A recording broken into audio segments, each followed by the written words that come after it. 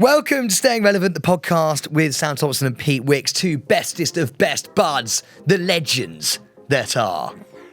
Back to normal now with a bonus episode. I will be swearing. If you don't like it, go yourself. Make sure you rate, review and do all that sort of stuff. And also the bonus episodes, we need to hear from you. So if you've got a story and it's interesting, then please make sure you email stayingrelevant@insanityhq.com. Your opportunity to tell us something, because we tell you everything.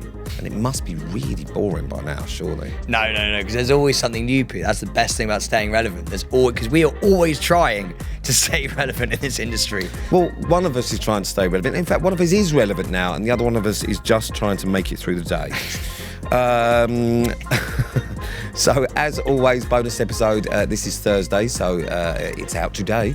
You'll be able to watch this on Sunday. Monday's episode will be out on YouTube tomorrow, so that is Monday, Thursday, Friday, Sunday. I didn't do that in the last two episodes because someone told me that they found it quite annoying, and I've actually decided not to listen to them, so go fuck yourself. Monday, Thursday, Friday, Sunday. I believe it was New Ick Unlocked, actually. Yes. PX. PX, yeah. Right, do you want to kick us off then? We have a listener letter from Meg. Just reading it. just read it from Meg. This is... You're going to need to read it out loud. This is from Meg. Here we go. Just want to say thanks a lot for doing this podcast. It got me through 17 hours of labour.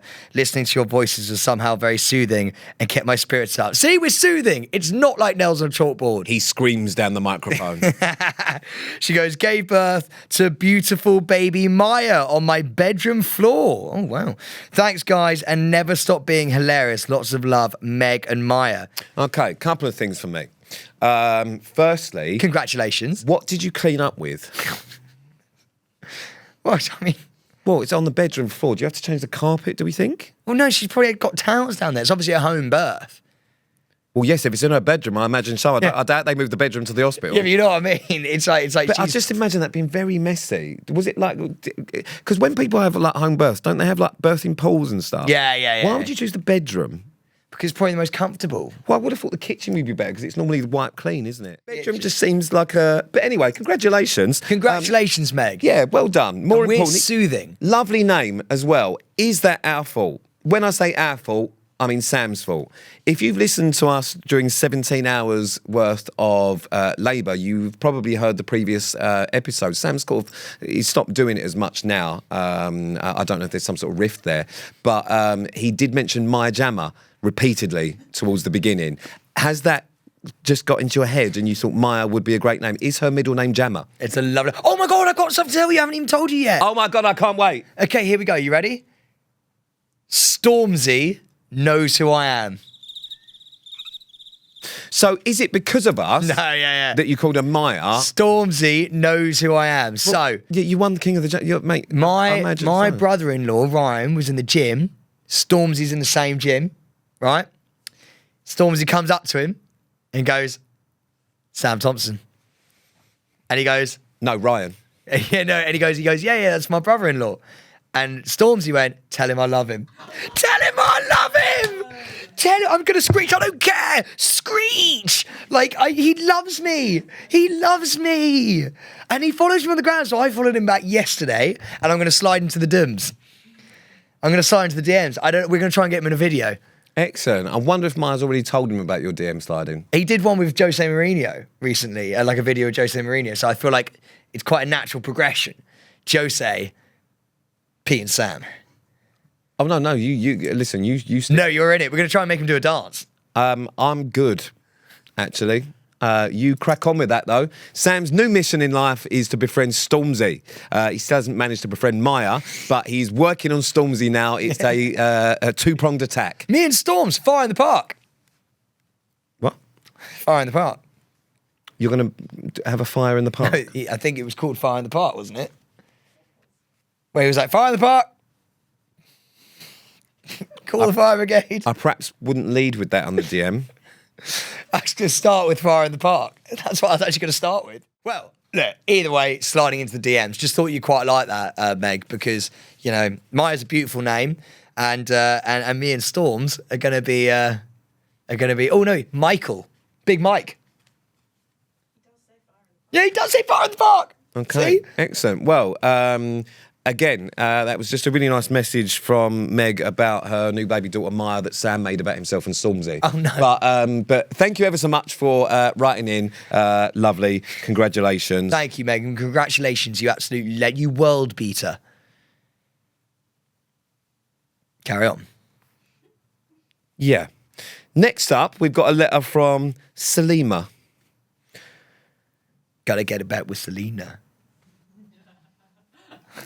But it's Selima with an A. Yeah, with an M. Sorry, they've both Gotta got get it back A's. with Selena. Anyway. Nicki Minaj, that one, isn't it? Justin. Pete's getting real tired of this. He just clenched his jaw. I don't think I've ever seen him clench his jaw before. So, the first line is the most important part of this. Sam has broke up my brother and his girlfriend and he doesn't even know it. Isn't this the second one we've had like this? This is the second time you've split a couple up. Heartstopper. Heartbreaker. Heartbreaker. Yeah, I'm not killing them, but yeah, it's I don't think heartbreaker. you're stopping their hearts, no. Yeah, heartbreaker. Anyway, so this is now these, and actually you're not a heartbreaker, that's a home wrecker I think we're looking for here. Home wrecker. Yeah. Doing some DIY in the gaff. Okay. Quick side note, I wrote this email and sent it to the wrong email address. Is that the side note? Okay, unnecessarily, less cat, be more Selima. My family and my brother's girlfriend of 6 months were all watching The Jungle together, and keep in mind my brother loves Sam. We were all watching and my brother says, don't you guys wish I was Sam Thompson, as a joke? Girlfriend then says, actually yes. We then come to find out she has a celebrity crush on him and not a healthy one. So she has a secret Sam drawer. We came to find out my brother apparently was the closest she could get to Sam. Anyway, my brother is confused and he ended things with her because she was too much of a crazy fan. I have no idea how she managed to be a crazy fan without realising Sam has a girlfriend. She realises this and then begs for my brother back. Shocker, he says no. I wonder how she's doing now. Anyway, love the pod and I hope you enjoy this story. I'll be honest with you, it. I need a minute just to read through it again. So Sam, if you could just take control for a minute on how you feel about that. I think that's a brilliant... She sounds great. She sounds absolutely great. And I think you should take her back, personally. I think I'd like to know what's in the drawer. What is in the drawer? Is it a case that she's that much of a crazy fan? Because you've actually put crazy fan. So does that mean that she's potentially waited for Sam outside venues or had pictures with him and maybe, I don't know, cut a piece of his hair? Is there Sam, like bits of Sam there? Has she been through the rubbish? You know, like, what's it? The rubbish. Or The Bodyguard. Seen The Bodyguard? With the crazy fan at the beginning, they think is the person trying to kill her, and obviously it's not. Yeah, I wonder if it's like that. No, I don't think she's a crazed fan. I've never had a crazed fan. She's in been my called life. a crazed fan. No, but that's by the sister. She's obviously on the brother's side. I think she just likes me. It's been called an unhealthy. Yeah, but it's not that weird. I think what's happened is someone just actually is like, oh, I quite like that Sam bloke, and was like, that's weird. Do you have a My Jammer drawer? I don't have a Maya Jama drawer. I've got a Stormzy drawer brewing though. Can feel that coming up. But I don't think it's that bad. I don't think she's a crazed fan. I think she's probably just like, oh, he's all right. I've got to say, since Sam won The Jungle, I have had to deal with an awful lot of Sam Thompson fan accounts continually tagging me on things. And they're all very, very lovely and really lovely people, but anything Sam does, they tag me, Zara, and I think Tony Bellew in. Anything that happens. Probably to the point where I think you've got about 10 to 15 new fan accounts since The Jungle who are following you religiously. And yet, Sam is the only one that hasn't acknowledged them. You need to start doing that because they have on their... Because if you click on their things, it's but noticed by ×3 Sorry, at Zara. what? So there are a lot. So I'm doing you all a favour here. There's some big fan accounts that do tag you in loads and loads of stuff. Give them a little shout out. How do I find him? Just type in Sam Thompson and then all the fan pages come up because they tag a lot. Because what happens is they tag you in stuff and then it comes up on your thing and then you accidentally watch their story and then they'll send a message to say thank you for that every time. Which is lovely and really nice of you, but do it to him. Sam.Thompson fan, but there's quite a few. So Sam, you've got a big. Actually, you've got a bit of a cult following, I'd say. I've got a fan page. You've got loads of them, mate. Loads of them. I follow this one. Have you ever had any weird fan, like actual craziness? Cool. So I'm sending one of them a photo. Pete? Sam and Pete official fan. Sam and Pete I don't think we've got official one. fan page. 223 followers. And they're all The last time they posted was on the 2020 in December. Yes, we've gone downhill since that was before the podcast. What? So obviously not big fans. They got Come on, guys. Got bored pretty quick. Step it up. So going back to the question asked 2 minutes ago, have you ever had a weird fan encounter? No, never in my life. This is so cool. Okay, we've lost Sam for the rest of the day now. No, you haven't. I'm coming back, but I'm just loving this. I've got a fan page. You've actually got loads, genuinely loads. What? And they're all very, very, very nice. You and Zara have got a fan page as well. There's quite a few because they tag in a lot of bits. Oh my days. So yeah, there's a lot. I need to get in touch with the fans. Yeah, you need to. Yeah, exactly. You do that because they're all actually very nice and they support you on everything you do. Every single time you do something. Wait, quickly. So, Pete, I mean, look, I'm very new to this fan thing. I haven't had a fan you're thing. not. I Right, am. You've got to stop with this. I never win anything. I've never had a fan thing. Yes, listen, you've had fans over the But years. you've had fans. I mean, I've had weird shit. I remember when you were doing the full Monty, you came outside for a cigarette and got absolutely mauled. Yeah, I had someone turn up at my house wearing T-shirts and Shut up. When was this? about 4 or 5 years ago.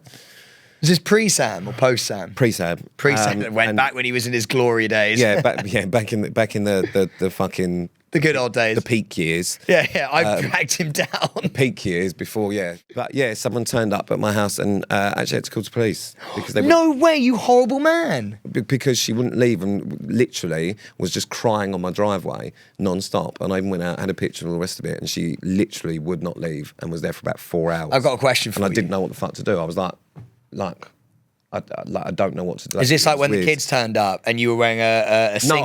I was really nice, but it was like odd. She literally just sat there, just staring in for like 4 hours, and I'd been out and said, because it was like fucking odd. She had a great big fucking T-shirt on. I'd signed a load of fucking things with my face on it, and just sat on the fucking drive for like 4 hours, and I was just like, I don't know what I'm supposed to do here. So I called the police. You are an awful man. What the fuck was I supposed to do? I'd said to her, Invite her in for a cup of tea. I don't know. Someone was sat on my driveway crying, wearing a T-shirt with my face on it. And you called the Why would I go, police? in you come, babe? And then you called the police on her in her moment of despair. Well, no, because she obviously had stuff going on because she was crying so much. So I just thought she needed help. Well, I broke up someone. 2 people. It's the Two second people. time we've heard that. She's got a sound drawer. Please, actually, I don't know. If she's a massive Sam fan, then she'll obviously listen to the podcast. Yeah. Oh my God. If you're the fan with the Sam drawer, please tell us what's in the Sam drawer. Write in. Yeah. Write in and tell us what's in the Sam drawer. I love that. I love the way that. Also, do you know what's mad is that so the brother's sister, no, the boyfriend's sister has wrote in, and the girl who she's obviously split up with is going to be listening to this because she's a huge Sam fan. So we're all talking about her, and she's evidently listening. I hope you're well. Please write in. Yeah, please do. And you're not. You're a lovely, lovely lady. Well, we don't actually. know because we don't know what's in the drawer yet. So if you could put our minds at ease, just in case we do have to call someone, that would be great. We 'Cause love. it could be a voodoo doll. We love you. Oh, imagine if it's a voodoo doll. And review. Yes. Rate and review. Rate and review. So look, before we finish up, actually, that I feel like the segues really nicely into a question that we've been receiving a lot here at Staying Relevant ever since you came up with this story, this sort of like child on your doorstep egging house story going on here when you were wearing your little vest and you had your beer in your hand. What's the update? Are the kids still egging your house? What's happening here? Nothing. It's all gone quiet. It's gone quiet. It's gone quiet, and I Even don't know more if that's, scary. I don't know if that's even more scary, like they're planning something big, or I don't know if they've got bored. I live in fear. Do you ever look out your window and go, where are you? No, because I've now moved. I've now opened one of the other doors so that Peggy can patrol the front of the house. So she patrols the grass at the front of the house, and she is frightening because she barks at anything and is quite aggressive with it. So I now have, a patrolling dog to put off the children. So do you think they'll return? I just hope that we can all live in harmony. And as it stands, it's all peace on the home front. But You're ready for anything. It does worry me. I haven't been sleeping well because you just don't know at any point they could return. When you're having a bath. There's nothing worse than living in fear. But it's just something that I have to deal with on a daily basis now. Pete Wicks, living in fear.